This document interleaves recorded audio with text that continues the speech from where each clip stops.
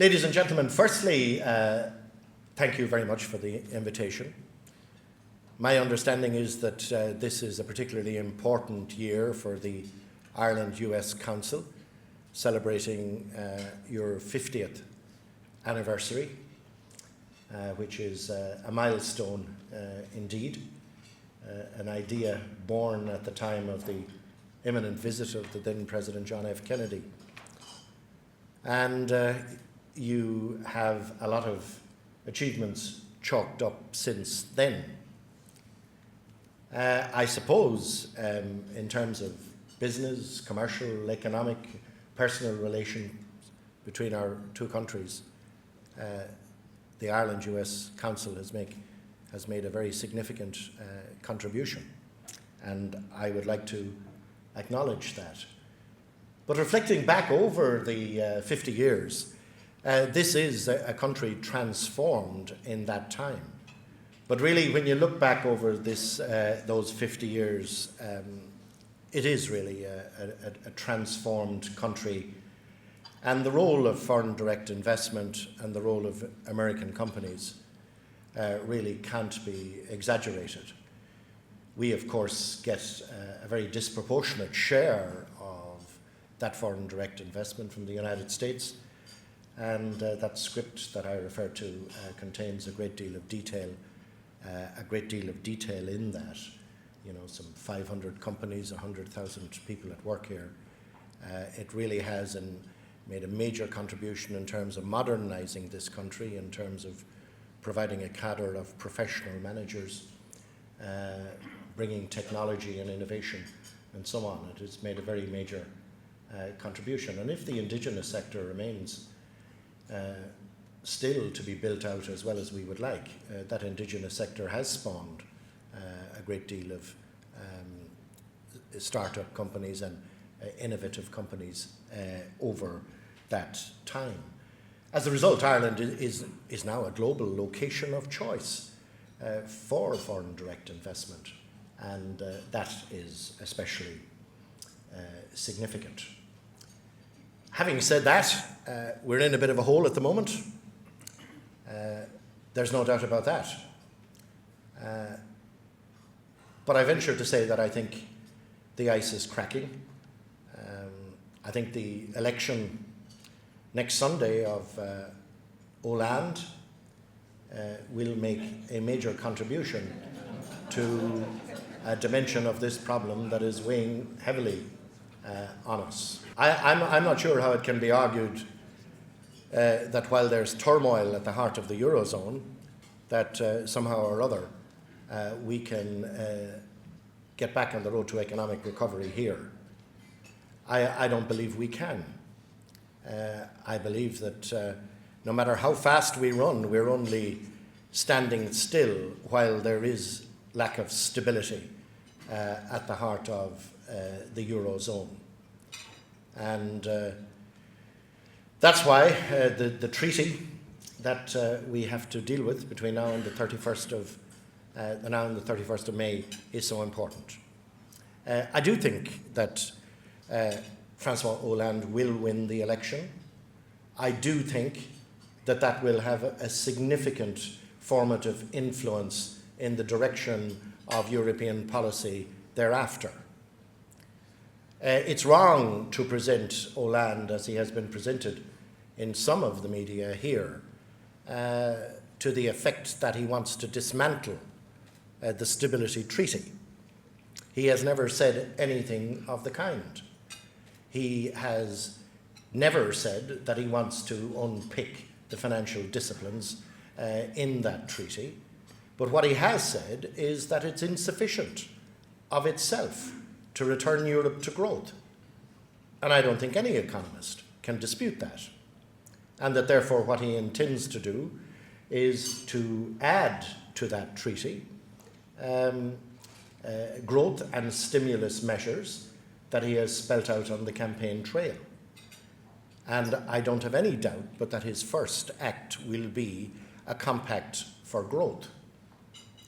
And I think those that have resisted that up to now are running out of partners.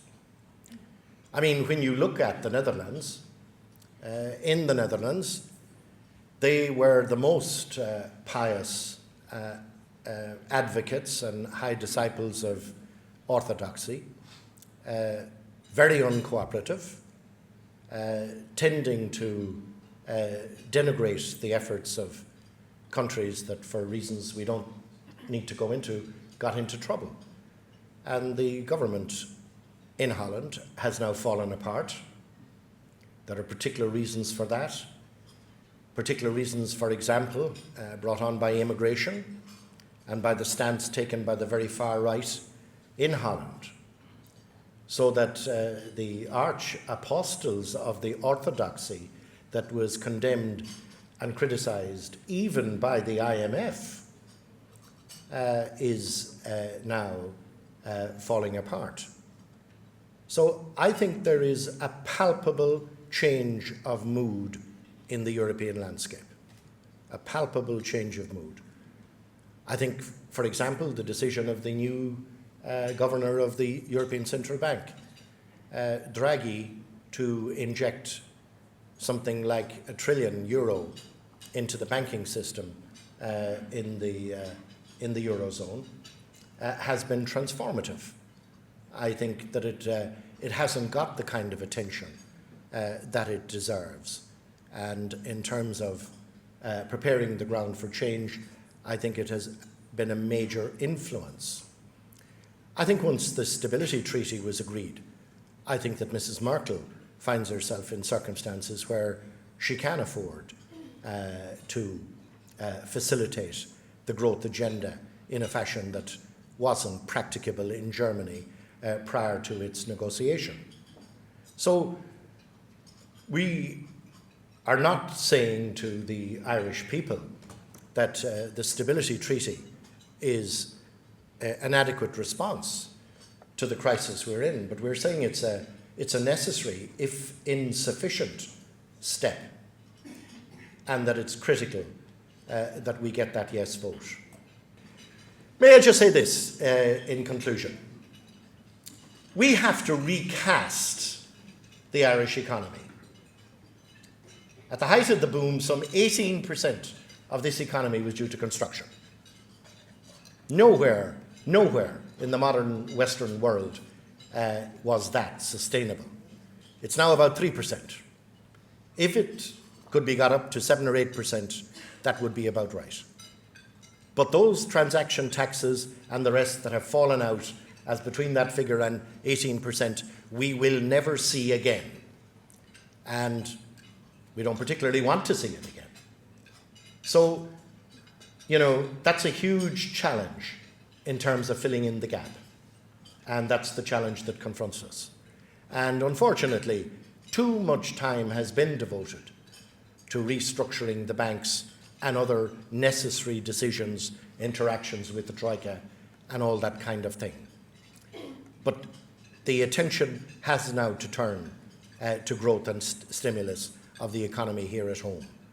And whether that is as the result of the proceeds of the disposal of some state assets or leveraging monies that can be borrowed from the National Pension Reserve Fund, the role of New Era, whatever it is, that's where the focus has to be. And Jerry Crotty's speech was very interesting about the possibilities that there are in the area for which I'm responsible myself.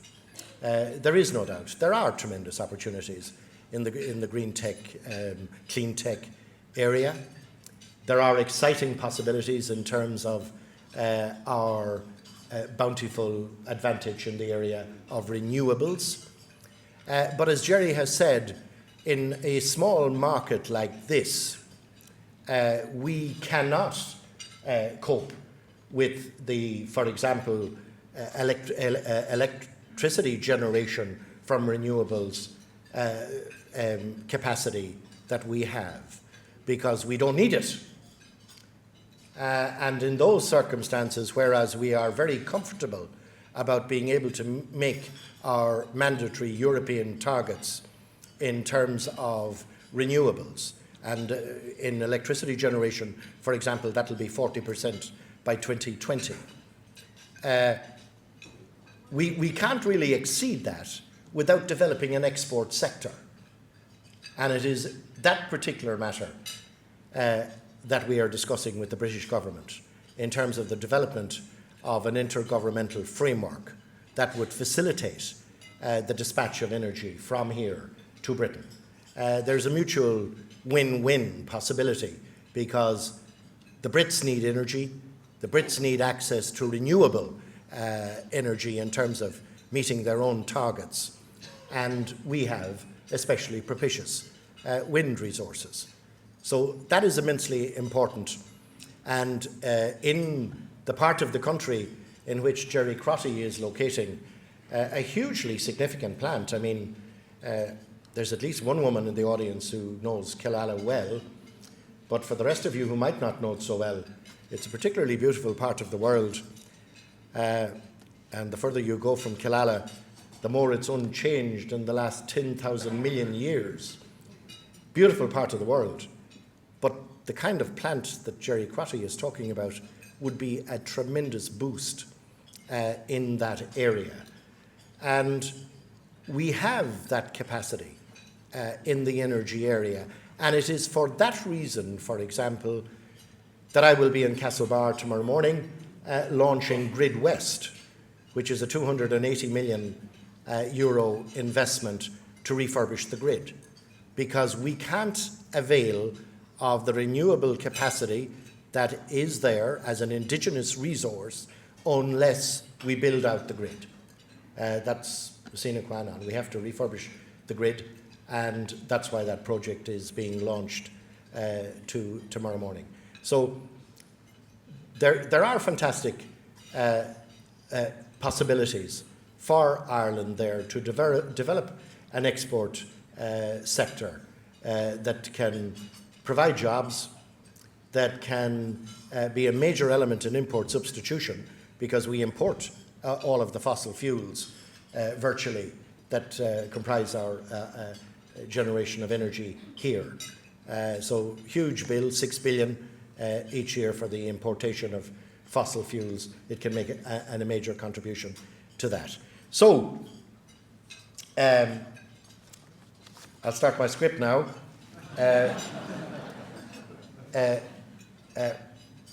President of the Council, Dr. Michael Summers, thank you very much for inviting me.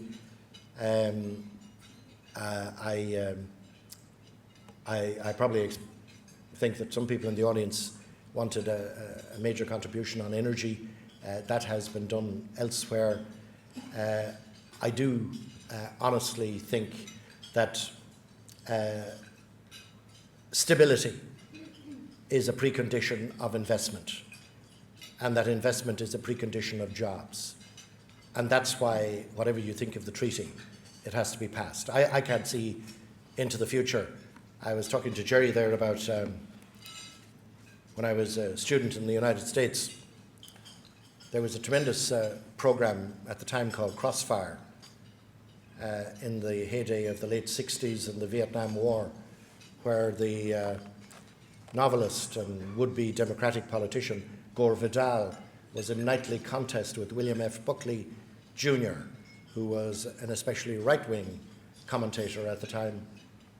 And one night, Buckley said to Gore Vidal, well, if you're so goddamn smart that you can tell the future, maybe you could tell us what would have happened if Khrushchev had been assassinated instead of Kennedy. And without batting an eyelid, Gore Vidal looked into the camera and he said, I don't know, he said, but I don't think that Onassis would have married Mrs. Khrushchev.